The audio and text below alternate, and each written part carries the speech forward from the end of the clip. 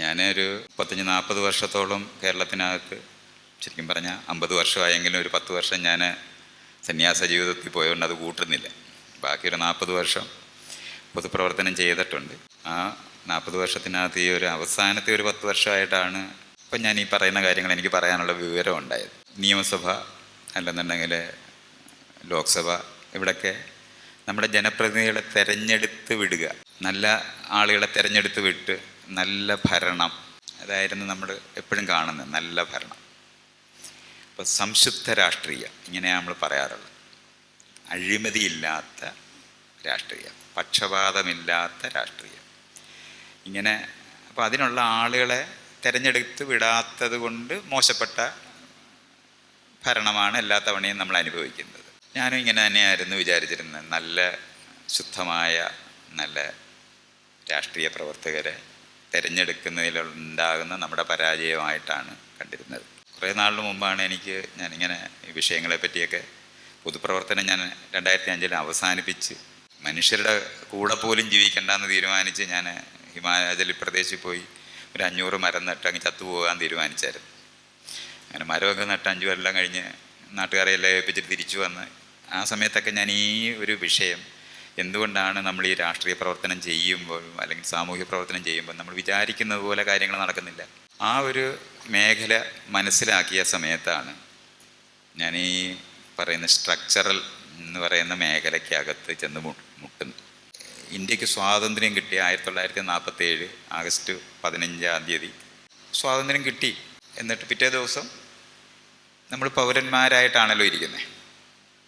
ഈ അനുഭവം ആർക്കാണുള്ളത്? അറിയാവുന്ന ഏതെങ്കിലും ഒരു ഇൻസ്റ്റിറ്റ്യൂഷൻ.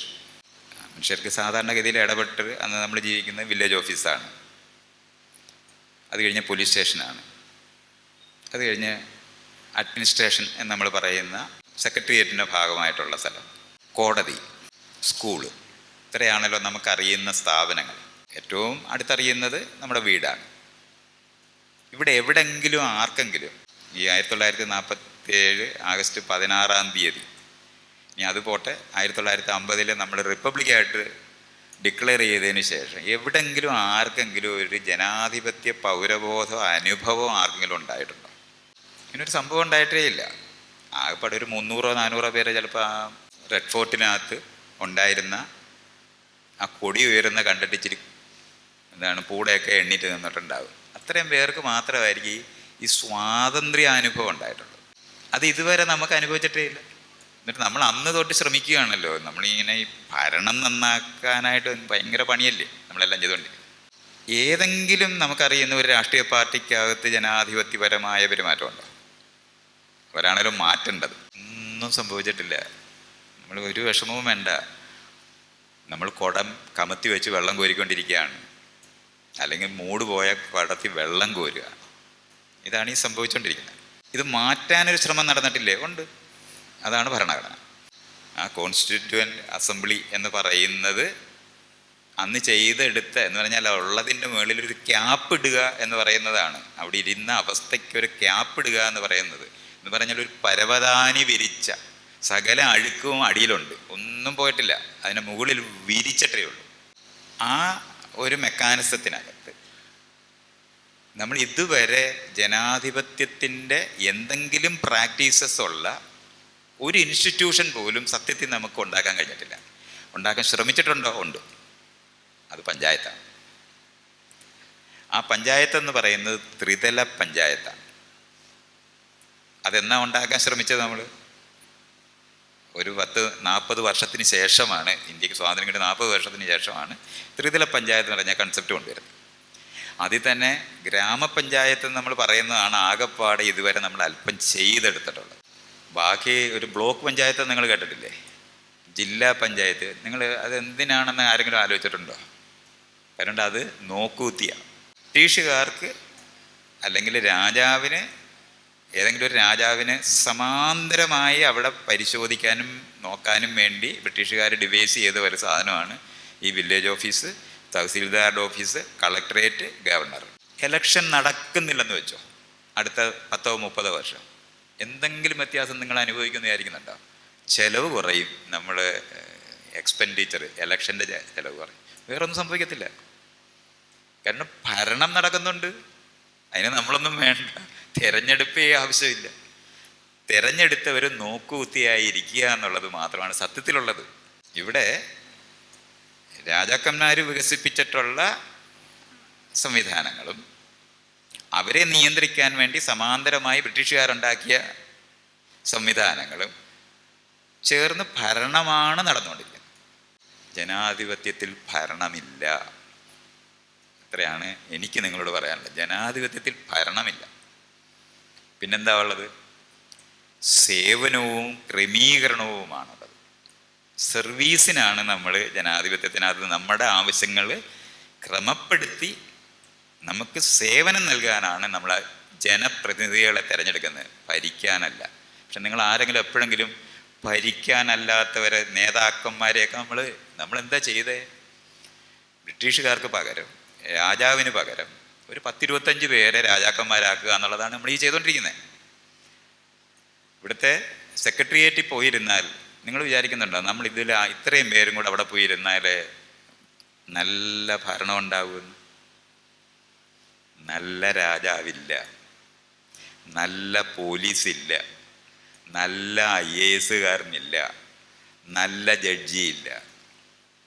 ഇത്രയും നമ്മൾ അറിയണം. ഇതൊന്നും നടക്കുന്ന കാര്യമേ അല്ല. നമ്മൾ ഇതിനകത്തോട് ഇത് ചെയ്യാൻ നോക്കുന്നതാണ്. വീടിനകത്ത് ജനാധിപത്യം ഉണ്ടോ? ഇല്ല. സ്കൂളിൽ ജനാധിപത്യം ഉണ്ടോ? ഇല്ല. വില്ലേജ് ഓഫീസിൽ ജനാധിപത്യം ഉണ്ടോ? ഇല്ല.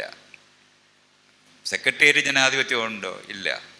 പോലീസ് സ്റ്റേഷൻ ജനാധിപത്യം ഉണ്ടോ? ഇല്ല. കോടതിയിൽ ജനാധിപത്യം ഉണ്ടോ? ഇല്ല. പട്ടാളത്തിൽ ജനാധിപത്യം ഉണ്ടോ? ഇല്ല. പിന്നെ എവിടെയാണ് നിങ്ങൾ ഈ പ്രാക്ടീസ് ചെയ്യുന്നത്? നമ്മൾ പൗരനാണല്ലോ. എവിടെയാണ് ഇത് പ്രാക്ടീസ് ചെയ്യുന്നത്? ഇത് നമുക്ക് തുടങ്ങിയിട്ടില്ല. ജനാധിപത്യം തുടങ്ങിയിട്ടില്ലെന്ന് നമ്മൾ തിരിച്ചറിയേണ്ടത്. ഈ കാളവണ്ടി നന്നാക്കി കാറാക്കാമെന്ന് വിചാരിക്കുന്നതല്ല, നടക്കത്തില്ല. എത്ര നന്നാക്കിയാലും കാളവയുടെ സ്പീഡേ അതിനുണ്ടാവുള്ളൂ. എന്ന് പറഞ്ഞാൽ അവിടെ നിൽക്കൂ. അല്ലാതെ അത് ഏറ്റവും പുതിയ മെറ്റീരിയൽസ് ഉപയോഗിച്ച്, കാർബൺ മെറ്റീരിയൽസാണ് ഏറ്റവും ബലമുള്ളതും ഭാരം കുറഞ്ഞതും ഒക്കെ ഉള്ളത്, അത് വെച്ചിട്ട് കാളവണ്ടി ഉണ്ടാക്കിയാൽ കാളയുടെ സ്പീഡേ അതിനുണ്ടാവുള്ളൂ. ഈ നിലവാരത്തിലുള്ള ഒരു പണിയെടുത്തിട്ട് ഇത് നടക്കത്തില്ല. നമ്മൾ ചെയ്യേണ്ടത് ഈ പഞ്ചായത്ത് വികസിപ്പിക്കുക എന്നുള്ളത്. അത് സ്ട്രക്ചറലായിട്ട് മാറ്റേണ്ടത്. നമുക്ക് എപ്പോഴെങ്കിലും ഈ ഉദ്യോഗസ്ഥന്മാരെ തിരഞ്ഞെടുക്കുന്നതിനെ പറ്റി നമ്മൾ ആലോചിച്ചിട്ടുണ്ടോ? അവർക്ക് ആരോടാണ് അക്കൗണ്ടബിലിറ്റി ഉള്ളത്? ഈ രാജാവിൻ്റെ കാലത്ത് അല്ലെങ്കിൽ ബ്രിട്ടീഷുകാരുടെ കാലത്തോ കൃത്യമായി അഴിമതിയോടിരുന്ന അവരങ്ങനെ തന്നെ തുടരുകയാണ് ചെയ്യുന്നത്. ആ അഴിമതി സിസ്റ്റമാറ്റിക്കായിട്ട് ചെയ്യുന്ന ഇന്ന് നമ്മൾ അഴിമതി എന്ന് വിളിക്കുന്നത് പണ്ട് രാജാവിന് ഉള്ള പണികളാണ്. ഏറ്റവും താഴെ കുറച്ച് ആൾക്കാരുണ്ട്, അവരെ നിയന്ത്രിക്കാൻ അതിൻ്റെ മുകളിലൊരു സിസ്റ്റത്തിനെ ഉണ്ടാക്കി, അവരെ നിയന്ത്രിക്കാൻ അതിൻ്റെ മുകളിലൊരു സിസ്റ്റം ഉണ്ടാക്കി, അതിനെ നിയന്ത്രിക്കാൻ അതിൻ്റെ മുകളിലൊരു സിസ്റ്റം ഉണ്ടാക്കി. ഇങ്ങനെ ഒരു കോർമ്പിലെ കോർക്കുന്നത് പോലെ മുകളിലേക്ക് കൊണ്ടുവന്ന് ഈ സെൻട്രലൈസേഷൻ എന്ന് പറയുന്ന മെക്കാനിസമാണ് ഈ ചെയ്യുന്നത്. ഇത് ഉപയോഗിച്ച് ജനാധിപത്യപരമായിട്ട് എങ്ങനെയാണ് നിങ്ങൾ ഈ ഭരണം നടത്തുന്നത്? ഭരണം നടത്താനാണ് നിങ്ങൾ ആളുകളെ തിരഞ്ഞെടുക്കുന്നതെങ്കിൽ നടക്കത്തില്ല. ഭരണമില്ല, ഭരണമല്ല, സേവനമാണ് എന്നറിയണം. അതിനനുസരിച്ചുള്ള സ്ട്രക്ചറിലായിട്ട് ഇപ്പം നമ്മൾ ഈ പറയുന്ന നേരത്തെ എന്തുകൊണ്ടാണ് സംവരണം വേണ്ടി നമുക്ക് വരുന്നത്? സ്ട്രക്ചറലായിട്ട് നമുക്ക് ഇനീക്വലായിട്ട് ബിൽറ്റിൻ ചെയ്തിരിക്കുന്ന ഒരു സമൂഹത്തിനകത്താണ് നമുക്കത് ചെയ്യേണ്ടി വരുന്നത്. അത് അഴിക്കാതെ എവിടെ നിന്നാണ് എന്നും നമ്മളിത് ചെയ്തുകൊണ്ടിരിക്കുക. അപ്പോൾ ഇത് നമ്മൾ കുറേ നാൾ 70 വർഷമായി സംവരണം കൊടുക്കുന്നു, അപ്പോൾ എന്തുകൊണ്ട് ആളുകൾക്ക് ആകുന്നില്ല എന്നുള്ള പറയുന്നത് നമുക്ക് ഭയങ്കര കൺഫ്യൂഷനാണ് എപ്പോഴും. കാരണം വീടിനകത്ത് വിവേചനം നിൽക്കുന്ന വീട്ടിനകത്താണ്, ഞാനത് വാക്ക് ഉപയോഗിക്കാറുള്ളത്, സാമൂഹ്യ വിരുദ്ധ കേന്ദ്രങ്ങളിലാണ് നമ്മൾ ജനിക്കുന്നത്. കാരണം അയലത്ത് പോയി ഭക്ഷണം കഴിക്കരുതെന്ന് പറയും. അന്യരാണ് അയലത്തുകാരെന്ന് പഠിപ്പിക്കുന്ന വീട്ടിലല്ലേ നമ്മൾ. ഏതെങ്കിലും ഒരു വീട്ടിൽ നിങ്ങൾക്കൊരു ചോയ്സ് തരുവാണ്, ജനിക്കാൻ പറ്റിയൊരു വീട് എവിടെ ജനിക്കും എന്നാലോചിക്കും. നമുക്ക് പണ്ടത്തെ ഒരു ജീവനെ പറ്റിയുള്ള ആൾക്കാരുടെ ഒരു സങ്കല്പമുണ്ട്. ആകാശത്തിരുന്ന് ഇങ്ങനെ ജീവൻ താഴോട്ട് നോക്കും, രണ്ടുപേരും ലൈംഗിക ബന്ധത്തിൽ ഏർപ്പെടുമ്പോൾ ഇതിൽ ആരോടാണ് എൻ്റെ കർമ്മം അനുസരിച്ച് ചേരുന്നതെന്നായിരുന്നു അന്ന് ആലോചിച്ചിരുന്നത്. അങ്ങനെ ഒരു ചോയ്സ് നമുക്ക് തരുവാണെന്ന് വെക്ക്. അതില്ലെന്ന് എനിക്കറിയാം, അത് വേറെ. പക്ഷെ അങ്ങനെ തരുവാണെങ്കിൽ ഏത് വീട്ടിൽ നിങ്ങൾ ജനിക്കും? നീതിപൂർവമായി, മര്യാദയുള്ള, സത്യസന്ധമായി എല്ലാവരെയും സ്നേഹിക്കുന്ന ഏതെങ്കിലും ഒരു വീട് നിങ്ങൾക്ക് കണ്ടുപിടിക്കാൻ പറ്റുമോ? പറ്റില്ല. ഇതാണ് നമ്മൾ മനസ്സിലാക്കേണ്ടത്. അപ്പം നമ്മൾ അവിടെ അത് നടക്കത്തില്ല എന്നുള്ള കാര്യം ഇപ്പം നമുക്ക് മനസ്സിലായല്ലോ. ഇനി എല്ലാ വീട്ടിനകത്തും ഇതൊന്ന് നന്നാക്കാൻ, അങ്ങനെയാണ് കൊട്ടേഷനകത്ത്, നന്നാക്കാൻ നമ്മൾ ശ്രമിക്കുകയെന്ന് വെച്ചോ, എത്ര പേരെ വേണ്ടി വരും? ആരെ കിട്ടും? ആകപ്പാടെ കിട്ടാൻ പറ്റുന്നത് എവിടെ നിന്നാണ്? ഈ വീടുകളിൽ നിന്ന് വരുന്ന കുഞ്ഞുങ്ങളെ എവിടെയാണോ പഠിപ്പിക്കുന്ന ക്ലാസ് റൂം, അവിടെ അവരെ പഠിപ്പിച്ച് വീടുകളിലേക്ക് വിട്ട് വീട്ടിനകത്ത് ജനാധിപത്യപരമായ വീടുണ്ടാക്കിയെടുക്കുക എന്ന് പറയുന്നത് ഒരു 3 തലമുറ എടുക്കും. ഇത് എപ്പോഴെങ്കിലും നമുക്ക് ആരംഭിക്കാൻ കഴിഞ്ഞിട്ടുണ്ടോ? നമുക്ക് ഏതെങ്കിലും ഒരു ക്ലാസ് റൂം, ഇപ്പം ഇവിടെ തന്നെ നിങ്ങൾ നോക്കിയാൽ മതി, ഈ മുന്നിലും പുറകിലുമായിട്ടേ നമ്മളെല്ലാം ഉണ്ടാക്കിയിട്ടുള്ളൂ. എന്തിനാണ് ഈ ക്ലാസ് റൂമിനകത്ത് മുന്നിലും പുറകിലുമായ ക്ലാസ് റൂം ഉണ്ടായത്? ബാക്ക് ബെഞ്ചേഴ്സ്, ജാതി അനുസരിച്ചിട്ടാണ് ഇത് ഇട്ടത്. ഇതാണ് നിങ്ങൾ കാണാതെ പോയത്. ഇപ്പം നിങ്ങൾ പറയും പഠിക്കാൻ കഴിവുള്ളവർ മുന്നേ ഇരിക്കും എന്നൊക്കെയാണ്. അങ്ങനെ അല്ല. ജാതി സംഖ്യ അനുസരിച്ച് എല്ലാവരും കൂടെ ഒന്നിച്ചിരുത്താനൊക്കത്തില്ല. അതുകൊണ്ടാണ് ഫ്രണ്ട് ബെഞ്ച്. ഇത് നമ്മൾക്ക് ഇന്ത്യക്കാരുടെ ജാതിയല്ലത്, എല്ലാ നാട്ടിലും തട്ടായ സമൂഹമായിരുന്നുണ്ടായിരുന്നു. എന്നിട്ട് ഫ്രണ്ടിലും ബാക്കിലുമായ ബെഞ്ചിട്ട് അവിടെ ഇരുത്താനേ പറ്റൂ. ഇതുവരെ ക്ലാസ് റൂം ഒരു എന്നുള്ള ഒരു വൃത്തത്തിൽ സെമി സർക്കിളിൽ ഇരുത്തി അധ്യാപകർ കുട്ടികളോട് ഇടയ്ക്ക് ഇരിക്കുന്ന കാര്യം ഇതുവരെ ആലോചിച്ചിട്ടില്ല. നമ്മളിത് ആരംഭിക്കണം. ജനാധിപത്യം നമ്മൾ ആരംഭിക്കേണ്ടത്. ഇത് ലോകത്ത് എവിടെയെങ്കിലും ഉണ്ടോ എന്നൊക്കെ എന്നോട് ചോദിക്കരുത്. എങ്ങുമില്ല, തെറ്റിദ്ധരിക്കണ്ട. അപ്പൊ വല്ലയിടത്തുനിന്നും പഠിച്ചിട്ട് പറയുന്നതല്ല. കുറച്ച് തുടങ്ങിയിട്ടുണ്ട്. അതാണ് ഈ സ്കാൻഡിനേവിയൻ രാജ്യങ്ങളെന്ന് നമ്മൾ പറയുന്നത്.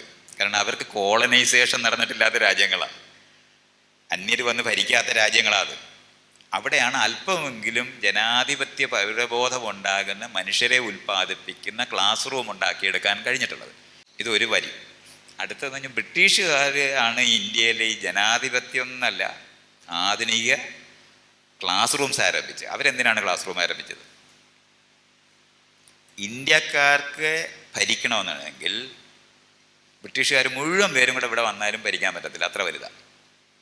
അപ്പം ഇന്ത്യക്കാരെ കൊണ്ട് ഇന്ത്യക്കാരെ ഭരിക്കാൻ വേണ്ടി അവരുണ്ടാക്കിയ ക്ലാസ് റൂമാണ് നമ്മുടെ മോഡൽ. ആ മോഡലിനകത്ത് അവരുടെ ആവശ്യം എന്താ? രാഷ്ട്രീയ അവബോധമുള്ള ഒരാൾ പോലും ഉണ്ടാകാതിരിക്കാൻ അവർ ശ്രദ്ധിച്ചിരുന്നു. കാര്യം അതുണ്ടായാൽ അവർക്കെതിരായി മാറും. ഇതുകൊണ്ട് രാഷ്ട്രീയം പാടില്ലാത്ത ക്ലാസ് റൂംസ് അവരുണ്ടാക്കിയത്. ഇപ്പോഴും നമ്മുടെ സ്കൂളിനകത്തും കോളേജിനകത്തും രാഷ്ട്രീയം പാടില്ലാത്തതാണെന്ന് പഠിപ്പിക്കുന്നവരാണ് എല്ലാവരും. അപ്പം ആ രാഷ്ട്രീയം പാടില്ല എന്ന് പറയുന്നവര് രാഷ്ട്രീയമായ ബുദ്ധി ഉണ്ടാകാതെ, പൗരബോധം ഉണ്ടാകാതെ നോക്കേണ്ട ആവശ്യം ബ്രിട്ടീഷുകാർക്കുണ്ട്. അപ്പം അവരുടെ ഭരണത്തിൽ പങ്കാളികളാകാൻ എല്ലാ ജാതിക്കാരും സ്കൂൾ ആരംഭിക്കുക ചെയ്തത്. ഇതാണ് നമ്മൾ മനസ്സിലാക്കുന്നത്. ബ്രിട്ടീഷുകാർ നേരിട്ട് ചെയ്യുമ്പോൾ പോലും ആ നേരിട്ട് ചെയ്യുന്നതിനെയാണ് നമ്മൾ പിന്നെ പബ്ലിക് സ്കൂൾ എന്ന് പറഞ്ഞാൽ ഗവൺമെൻറ് സ്കൂൾ എന്നൊക്കെ നമ്മൾ പറയുന്നത്.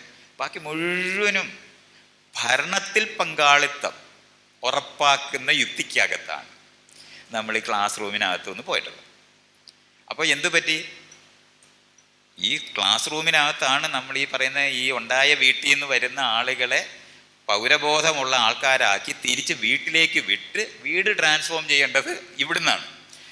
വീട്ടിൽ നിന്ന് സ്കൂളിലേക്ക് വിടുന്ന കുഞ്ഞുങ്ങളെ സ്കൂളിൽ നിന്ന് വീട്ടിലേക്ക് വിടുന്നവരായി മാറി നാടിനകത്ത് പുതിയ പൗരത്വമുള്ള മനുഷ്യരെ സൃഷ്ടിക്കുക എന്ന് പറയുന്നത് ക്ലാസ് റൂമിലേ നടക്കൂ. അത് ഇതുവരെ നമുക്ക് നടത്താൻ കഴിഞ്ഞിട്ടില്ല. ഇവിടെയാണ് നമ്മൾ ബേസിക്കായി പരാജയപ്പെട്ടിരിക്കുന്ന സ്ഥലം. ഞാൻ സ്ട്രക്ചറൽ എന്ന് പറയുന്നതിനെ ഒന്നുകൂടെ പറഞ്ഞ് മനസ്സിലാക്കാം. അത് ക്ലാസ് റൂമിൻ്റെ കാര്യമാണ് ഞാൻ ഈ പറഞ്ഞത്. ഇതുവരെ ഒരു വൃത്തമുണ്ടാക്കാനോ പിൻ ബെഞ്ചുകൾ ഉണ്ടാക്കാതെ അത് ചെയ്യാനോ നമ്മൾ ആലോചിച്ചിട്ടേ ഇല്ല. ഇത് നിങ്ങളുടെ നാട്ടിലെല്ലാം പോയി എല്ലാ സ്കൂളിനകത്തും ഈ പറയുന്ന തരത്തിൽ ബെഞ്ചുകൾ മുറിച്ച് ചെറിയതാക്കി വൃത്തത്തിലിടാനായിട്ട് നിർബന്ധിക്കണം. അത് പോലെ ആക്കിയെടുക്കണം. അത്രയും മിനിമം ചെയ്യേണ്ടതുണ്ട്. അതുപോലെ നാട്ടിനകത്ത് നമ്മൾ നേരത്തെ തൊട്ട് ജാതിയും മതവും ഇതുപോലുള്ള എല്ലാ വിവേചനവും നിൽക്കുന്നതാണ് വീട്. ആ വീട്ടിനകത്തുനിന്ന് ക്ലാസ് റൂമിൽ വന്ന് ലിംഗവിവേചനവും കൂടെ പഠിച്ച് 4 വിവേചനം ഒന്നാക്കിയാണ് ഇപ്പം നമ്മൾ തിരിച്ച് നിൽക്കുന്നത്. അതാണ് നമ്മൾ ചെയ്തുകൊണ്ടിരിക്കുന്നത്. അപ്പോൾ ആ ക്ലാസ് റൂമിനകത്ത് ഈ ആണിനെയും പെണ്ണിനെയും നമ്മൾക്ക് വെറുതെ നോക്കിയാൽ മതി. വീട്ടിനകത്ത് ഒന്നിച്ച് കളിച്ച് വളർന്നവരാണ്. സ്കൂളിൽ പോയി കഴിഞ്ഞാൽ ആണും പെണ്ണും ചെറുക്കനും പെണ്ണും ഇങ്ങനെയാണ്. പിന്നെ ചെറുക്കന്മാരും പെണ്ണും എന്ന് പറഞ്ഞാൽ ഉടനെ തന്നെ അവർ പറയാൻ തുടങ്ങും. കൊച്ചു ക്ലാസ്സിൽ തന്നെ പറയാൻ തുടങ്ങും. ഈ വിവേചനം പഠിപ്പിക്കും. ഇനി നമ്മുടെ വീട്ടിനകത്ത് നമ്മൾ അപ്പാർത്തിയുടെ അല്ല, എന്താണ് അങ്ങനെ പറയുന്നത്, റേഷ്യൽ അല്ല എന്നൊക്കെയാണ് നമ്മൾ. ഇത് എവിടെയാണ്? സൗത്ത് ആഫ്രിക്ക, പിന്നെ അമേരിക്ക, ഇംഗ്ലീഷുകാരുടെ ഇടയിൽ ഇവിടെയൊക്കെയാണ് ഈ വിവേചനം ഉള്ള കറുത്തവരും വെളുത്തവരും. ഒരൊറ്റ വീട്ടിലെങ്കിലും ജോലി ചെയ്യുന്ന സ്ത്രീകൾ കയറി വരുന്ന വഴി പുറകെ കൊണ്ടിടാത്ത ഒരിടമെങ്കിലും ഒരു വീടെങ്കിലും കാണിക്കാം. ഞാൻ ഈ വിശ്വാസൻ്റെ വീട്ടിൽ പോയാൽ കാണത്തില്ല. ഞാൻ പുതിയ വീടായിരിക്കും ഉണ്ടാക്കിയത്. അവർക്ക് പ്രത്യേകം കക്കൂസ്, അവർക്ക് പ്രത്യേകം എന്താണ് ഇരിക്കുന്നിടം, ഭക്ഷണം കൊടുക്കുന്നതെല്ലാം. ജോലി ചെയ്യുന്നവരെ നമ്മുടെ കൂടിലെത്തി ഭക്ഷണം കഴിക്കുന്ന 1000-ലൊരു വീട് വല്ല ഇതുപോലെ ഞാനിരുന്ന് പറയുന്ന കേട്ടിട്ടൊക്കെ പേടിച്ചിട്ടൊക്കെ വല്ലവരും ചെയ്യുന്നുണ്ടാകുന്നല്ലാതെ നമ്മുടെ ആരുടെയും വീട്ടിലില്ല. അത് കണ്ട വ്യക്തിഗതമായി പറയാതെ എനിക്കിതറിയാം. നിങ്ങൾ ഇന്നലെ റോഡിൽ തുപ്പത്തില്ല എന്ന് പറഞ്ഞതുപോലെ, പക്ഷെ നമ്മൾ റോഡിലെല്ലാം തുപ്പുന്നവർ തന്നെയാണ് നമ്മളെല്ലാവരും എന്ന് പറയുമ്പോൾ ഞാൻ തുപ്പത്തില്ലെന്ന് മാത്രം പറഞ്ഞ് ന്യായം പറഞ്ഞു കളയരുത്. പെണ്ണ് കാണുന്നില്ല എന്നൊക്കെ എന്നോട് ആൾക്കാർ പറയും. മുഴുവൻ പേരും പെണ്ണ് കണ്ട് വിവാഹം കഴിക്കുന്നവരല്ലേ. അമ്മയുടെ അച്ഛനും കൂടെ തരുന്ന കുറി, കല്യാണക്കുറി അല്ലാതെ സ്വന്തം കല്യാണത്തിന് ഇൻവൈറ്റ് ചെയ്തിട്ട് ഞാൻ ഇതുവരെ കണ്ടിട്ടില്ല. ഒരാൾ അതിൻ്റെ പുറകെ നിർത്തൻ കൈ വെക്കുന്നുണ്ട്. ഞാൻ എഴുതിയിട്ടുള്ള ആളാണ്, ഞാൻ സഹിതമായി പറയുന്നത്. ഒറ്റയ്ക്കും തെറ്റയ്ക്കും അബദ്ധം പറ്റിയ കുറച്ച് മനുഷ്യന്മാരിവിടെ ഒന്നിച്ചു കൂടിയിരിക്കുമ്പോൾ ന്യായം പറഞ്ഞു കളയരുത്. നമ്മൾ ശരിക്കും പറഞ്ഞാൽ നാട്ടിലത് എന്ത് ചെയ്യണമെന്നാണ് പറയുന്നത്. ഞാനിത് എങ്ങനെയാണ് ഇത് സംഭവിച്ചുകൊണ്ടിരിക്കുന്നതെന്നല്ല, ഈ സ്ട്രക്ചർ നമുക്ക് മനസ്സിലാകാതെയും നമ്മൾ ഇതുവരെയും ജനാധിപത്യം പ്രാക്ടീസ് ചെയ്തുകൊണ്ടിരിക്കുകയാണെന്ന് തെറ്റിദ്ധരിച്ച് ജീവിച്ചിട്ട് സത്യസന്ധരായവരെ കിട്ടാത്തത് കൊണ്ടാണെന്നാണ് നമ്മൾ വിചാരിക്കുന്നത്. നിങ്ങൾ വിചാരിക്കുന്നുണ്ടോ ആ സെക്രട്ടേറിയറ്റിലെ മുറി വലിയ മുറിയാണ്, വലിയ കസേരയാണ്, വലിയ മേശയാണ്. ഇതിനകത്തിരുന്നിട്ട് മര്യാദയ്ക്ക് ഒരു പിണറായി ഉണ്ടാകുമെന്ന് നിങ്ങൾ വിചാരിക്കുന്നുണ്ടോ? ഒരു ഉമ്മൻചാണ്ടി ഉണ്ടാകുമെന്ന് നിങ്ങൾ വിചാരിക്കുന്നു? വെറുതെ പറയുന്നതല്ലേ ഇത്. നമ്മളെ ചെറുതാക്കാൻ വേണ്ടി ഉണ്ടാക്കിയതാണ് ഈ കൊട്ടാരങ്ങളെല്ലാം. ഇപ്പൊ അരുണ് പുറകിരുന്ന് കൈപൊക്കി ഒരുത്തനാണ്. അയാളുടെ അവിടെ എന്താണ് ഡോക്ടർമാരുടെ അവിടെ ചില അന്നുണ്ടെങ്കിൽ കസേരയിലെ തുണി ഇട്ടിട്ടുണ്ടാവും, സ്പെഷ്യലാണെന്ന് വരുത്തുന്നുണ്ടാവും. ഇതൊക്കെ നമ്മൾ ചെയ്തിട്ടാണ് നമ്മൾ അധികാര ചിഹ്നങ്ങൾ മറ്റുള്ളവരെ ചെറുതാക്കുന്നതിനുള്ള എല്ലാം ചെയ്തവരാണ് നമ്മളെല്ലാം. പദവി, രാജാവ് നമ്മളെ പറ്റിച്ചതാണ്. ഒരു നക്ഷത്രം തരാൻ നിനക്കെന്ന് പറയും. അപ്പോൾ അവൻ അതിനകത്ത് വീഴും. 2 നക്ഷത്രം തരാം, അവൻ അതിനകത്ത് വീഴും. 3 എന്താണ് ഈ നക്ഷത്രം? വല്ല കാര്യമുണ്ടോ? ഒരു കാര്യമില്ല. പറ്റിക്കാൻ വേണ്ടി ഉണ്ടാക്കിയതാണ് ഈ നക്ഷത്രങ്ങളെല്ലാം. നെഞ്ചത്തൊക്കെ വര, ഈ യുദ്ധം ചെയ്യുന്ന കഴുതകളെ മുഴുവനും കൂടെ ഇങ്ങനെ ഈ വര ഇട്ട് അവന്മാർ ഇതും പിടിച്ച് നടക്കത്തില്ലേ? കഷ്ടമല്ലേ? നമ്മളൊന്ന് ആലോചിച്ച് നോക്ക്. നിങ്ങളുടെ എന്താണ് സെക്രട്ടറി, പ്രസിഡന്റ്, ഈ ഇവിടെ ഇന്ത്യയിൽ ഇപ്പോഴീ എന്തുവാണ് ഈ കോന്തം പ്രസിഡന്റിന് കൂടുതൽ സംഭവിക്കുന്നേ? ബ്രിട്ടീഷുകാർക്ക് പകരമാണായിരിക്കുന്നത്. ആ പ്രൈം മിനിസ്റ്റർ, പ്രൈം എന്ന് പറഞ്ഞാൽ എന്ത് കോന്തനാണ് ഈ പ്രൈം? സുപ്രീം കോടതി, നിങ്ങളൊന്ന് ആലോചിക്കണം. എന്തൊരു അപമാനമാണ് ഈ സുപ്രീം കോടതി. എന്തിനാണ്? നിങ്ങളൊന്ന് ആലോചിക്കുക. എന്തിനാണ് സുപ്രീം കോടതി? ഭാര്യയും ഭർത്താവും തമ്മിലുള്ള കേസ് സുപ്രീം കോടതി വരെ പോയിട്ട് എന്തെടുക്കാനാ? ഒരാൾക്കുള്ള വിധിയെ, അവസാനത്തെ വിധിയാ ഒരു വിധിയെ ഒരാൾക്കുള്ളേ ഉള്ളൂ.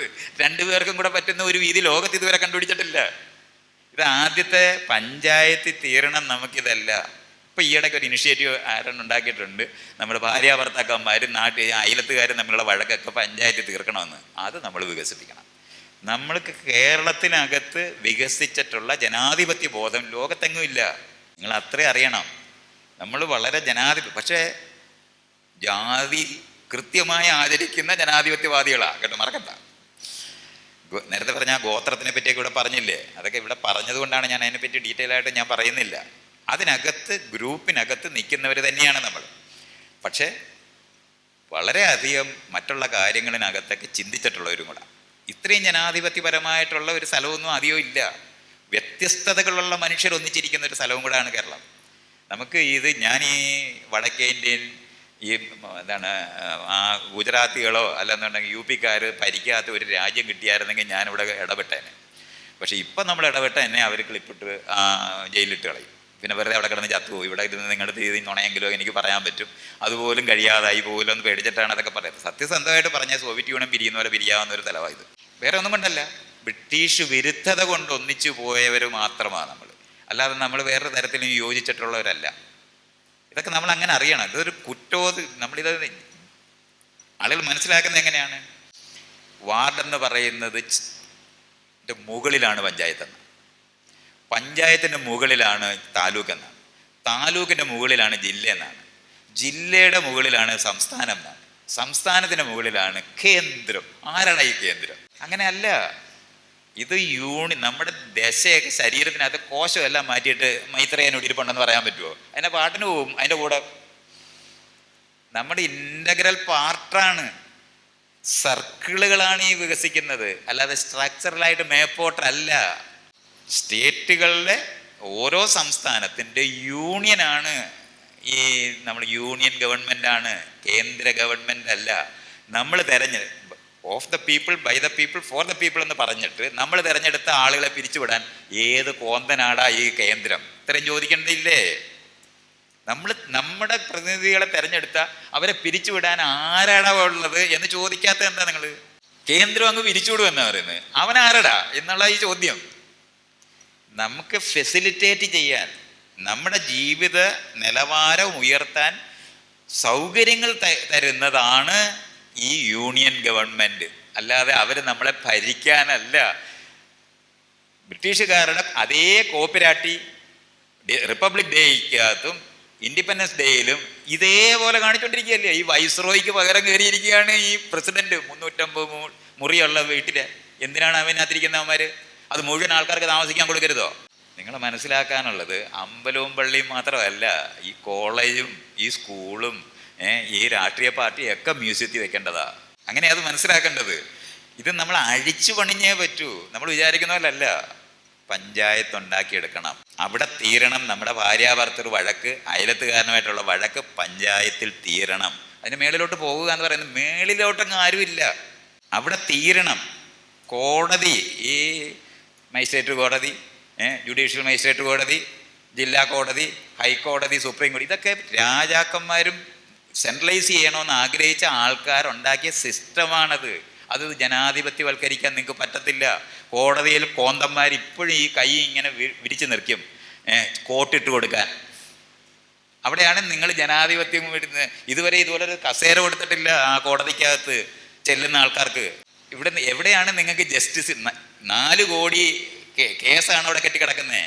അവിടെയാണ് നിങ്ങൾ സത്യവും ജനാധിപത്യവും.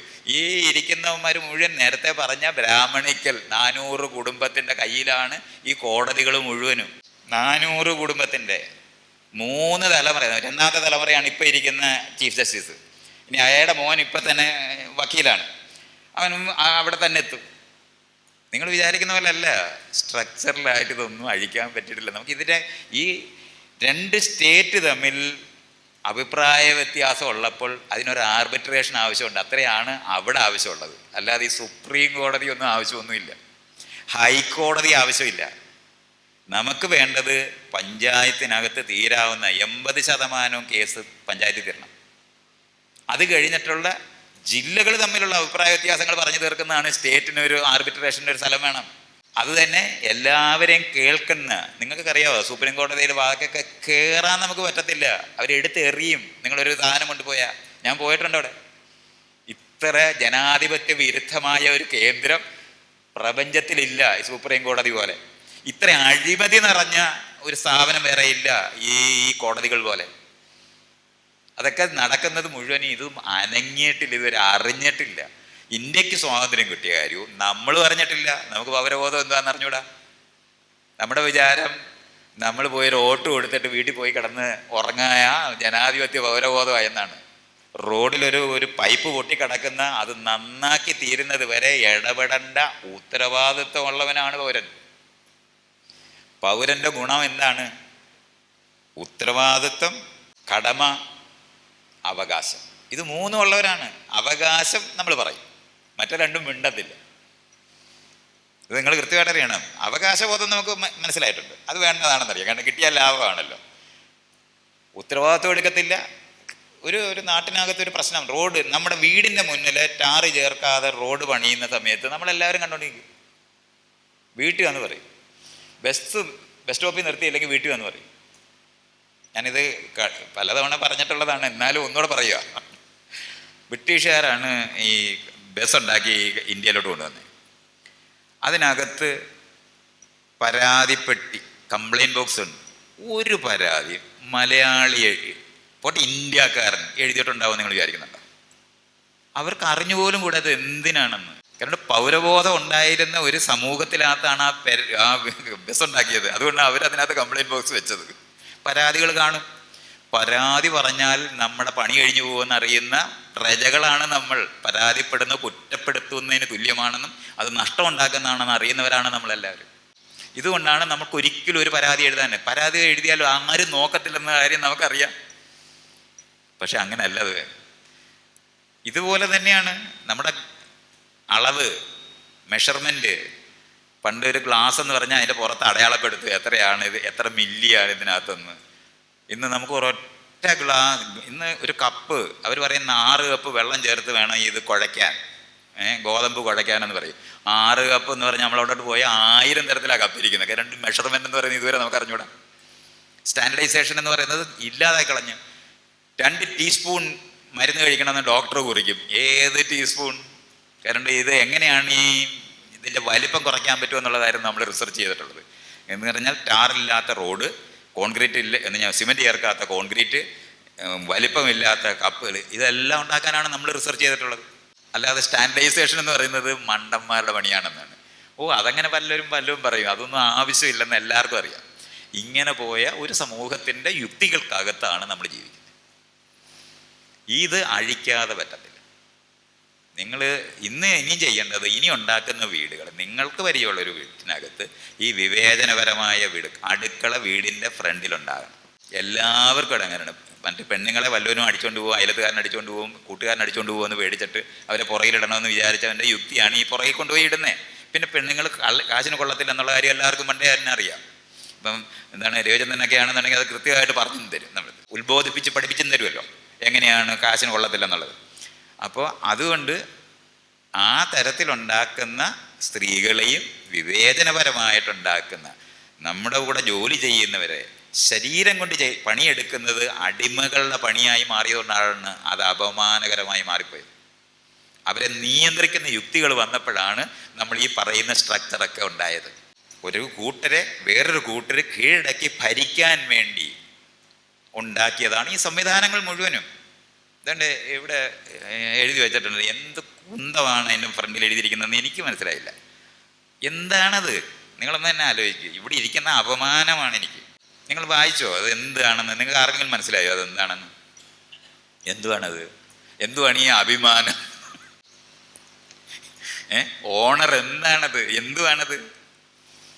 വേറെ ആളുകളുടെ മേളിൽ ആധിപത്യത്തോടെ ഇരിക്കാനുള്ള പദവിയുള്ള ആളാണ് ഞാനെന്നാണ് ഈ പറയുന്നത്. അഭിമാനം, മുന്നിലിരുന്ന് മെഷർ ചെയ്യാൻ പറ്റുന്നെന്നുള്ളതാണ്, മെഷർമെൻ്റാണ് ഈ പറയുന്നത്. താഴ്ന്ന മാനം, അപമാനം, താഴോട്ടാണ് അളക്കുന്നത്. ഈ മേല് കീഴ് വാല്യൂസ് ഉള്ള സിസ്റ്റത്തിനകത്ത് നിങ്ങൾക്ക് ഒരിക്കലും സമാന്തരമായ, നിങ്ങൾ തുല്യതയെ പറ്റിയൊക്കെ ഇവിടെ എല്ലാം വിശദീകരിച്ച് പഠിപ്പിച്ചു കഴിഞ്ഞാൽ അതുകൊണ്ട് ഞാൻ പറയുന്നേ ഇല്ല. വെറുതെ നോക്കിയാൽ മതി. പരസ്പര ബഹുമാനമുള്ള ആളുകളെ ഉൽപ്പാദിപ്പിക്കുന്ന സ്ട്രക്ചേഴ്സ് ഉണ്ടാക്കണം. വീട് അഴിച്ചു പണിയണം, പഞ്ചായത്ത് വികസിപ്പിക്കണം. നമുക്ക് വില്ലേജ് ഓഫീസ്, തഹസീൽദാരുടെ ഓഫീസ്, കളക്ടറേറ്റ്, ഗവർണർ, ഈ 4 കോന്തന്മാരെ ഒന്നിച്ച് ഇവിടുന്ന് നിഷ്കാസനം ചെയ്യണം. സമാന്തര ഭരണം നമുക്ക് ആവശ്യമില്ല. എലക്ട് ചെയ്യപ്പെടാത്ത ഒരൊറ്റ ഉദ്യോഗസ്ഥൻ ഉണ്ടാകരുത്. അപ്പം എലക്ഷൻ എങ്ങനെ നടത്തുമെന്ന് നമ്മൾക്ക് ആലോചിക്കത്തില്ലേ? അത് ആലോചിക്കണം. ഞാൻ വേണമെങ്കിൽ ഒരു ഉത്തരം പറയാം. ഇപ്പം ഊബർ കയറിയാൽ നമ്മുടെ ഒരു സർട്ടിഫിക്കറ്റ് കൊടുക്കണ്ടേ? നിങ്ങൾക്കൊരു സേവനം നന്നായി ചെയ്താൽ അയാൾക്കൊരു അടയാളപ്പെടുത്തണം. ഈ അടയാളപ്പെടുത്തി 1 വർഷം കഴിഞ്ഞാൽ എത്ര തരത്തിൽ അടയാളം കിട്ടുന്നതിന് മാത്രമേ നിങ്ങളൊരു പ്രൊമോഷൻ കൊടുക്കുന്നു എന്ന് പറഞ്ഞാൽ അധികാരം കൊടുക്കുന്നു എന്നല്ല അർത്ഥം. അയാൾക്ക് ഇൻക്രിമെൻ്റ് കൊടുക്കുന്നതാണ് ഞാൻ പറയുന്ന സാധനം. കൊടുക്കുന്നുണ്ടോ? അത് ഈ ആളുകളുടെ സർട്ടിഫിക്കറ്റിനകത്ത് മാത്രമായിരുന്നു. ഇൻറ്റേണലായിട്ട് കുട്ടികളെ അസസ് ചെയ്യുന്ന, ഒരേ അധ്യാപകരെ അസസ് ചെയ്യുന്ന കുട്ടികളെ വേണം. ഈ പഠിപ്പിക്കാൻ അറിഞ്ഞുകൂടാത്ത കോന്തന്മാര് അയലത്തെ വീട്ടിൽ നിന്ന് പോകാനുള്ള സൗകര്യം കൊണ്ട് കൈക്കൂലി കൊടുത്ത് മേടിച്ച ജോലിയിലാണ് ഈ ഒരു അധ്യാപകൻ നിൽക്കുന്നത്. കൈക്കൂലി കൊടുത്ത് മേടിച്ചവനാണ് പോലീസുകാരനായിട്ടിരിക്കുന്നത്. അവൻ്റെ അടുത്ത് വേണം നമ്മൾ ഈ ജനാധിപത്യമൊക്കെ പറയാൻ. സിറ്റിസൻസ് അസിസ്റ്റൻസ് ഉണ്ടായേ പറ്റൂ, അല്ലാതെ പോലീസിങ് ജനാധിപത്യത്തിൽ ഇല്ല. നമ്മളെ സഹായിക്കാനാണ്, അല്ലാതെ ജനമൈത്രി പോലീസ് എന്ന് പറഞ്ഞാൽ തീട്ടത്തിന് സുഗന്ധം എന്നാണ് അർത്ഥം. അങ്ങനെ പറ്റത്തില്ല. പോലീസിങ് എന്ന് പറഞ്ഞാൽ മേളിൽ നിന്ന് താഴോട്ട് ചെയ്യുന്നതിനാണ് പോലീസിങ്. അതിന് മൈത്രി, എങ്ങനെ ജനമൈത്രി പോലീസ് നേടുന്നവനെ അടി കൊടുക്കുക അല്ലാതെ എന്ത് ഞാൻ പറയുന്നത്? നിങ്ങളൊന്ന് ആലോചിക്കുക. അങ്ങനെ ഒരു സംഭവം പ്രപഞ്ചത്തിലില്ല. നല്ല രാജാവില്ല, നല്ല ഭരണാധികാരി ഇല്ല, നല്ല പോലീസുകാരനില്ല, നല്ല IAS കാരനില്ല എന്നറിയണം. നല്ലവരില്ല, സംശുദ്ധരായ ഭരണാധികാരികളല്ല.